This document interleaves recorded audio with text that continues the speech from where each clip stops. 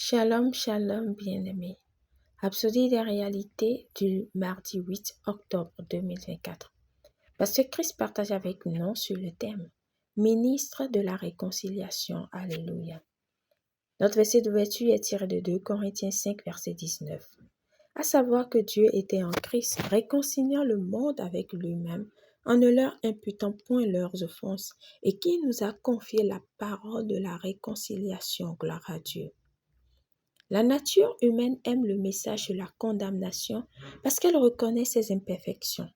Par exemple, lorsque vous prêchez et dites aux gens « Nous sommes tous pécheurs, personne n'est juste sauf Dieu », la réponse naturelle de beaucoup serait « Oui, c'est vrai ».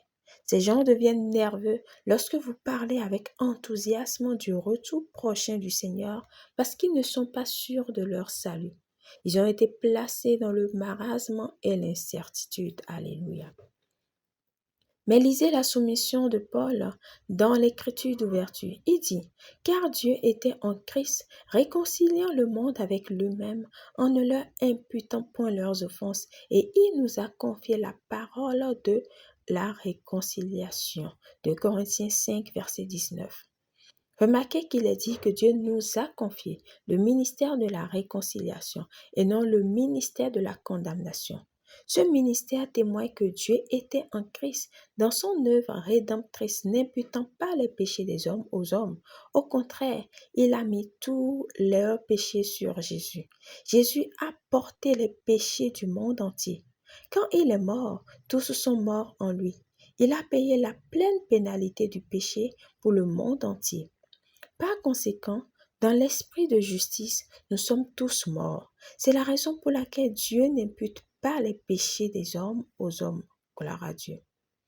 Ainsi, lorsque le diable essaie de vous tromper et de susciter en vous des pensées de condamnation, dites-lui que Dieu a réconcilié le monde avec lui-même, n'imputant pas les péchés des hommes aux hommes, et quiconque croit n'est plus condamné, mais fait justice de Dieu en Christ.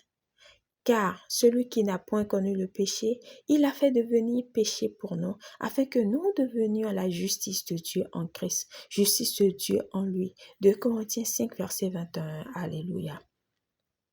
C'est le message qu'il veut que nous transmettions à tout le monde. La justice a été rendue disponible en Jésus-Christ parce que lui, Dieu, a lui-même payé pour les péchés de l'homme en Jésus-Christ. C'est ce que nous lisons dans notre verset d'ouverture. Car Dieu était en Christ, réconciliant le monde avec lui-même, en n'imputant point aux hommes leurs offenses, et il nous a donné la parole de la réconciliation. Gloire à Dieu. Remarquez le terme imputer. C'est un terme juridique qui signifie imputer. Dieu n'impute pas les gens pour leurs offenses. C'est pourquoi on l'appelle bonne nouvelle. Vous êtes un ambassadeur du message de réconciliation. Vous avez le ministère de la réconciliation, pas de la condamnation. Alléluia. Prière. Cher Père, merci pour le privilège d'être le porteur de votre message de réconciliation.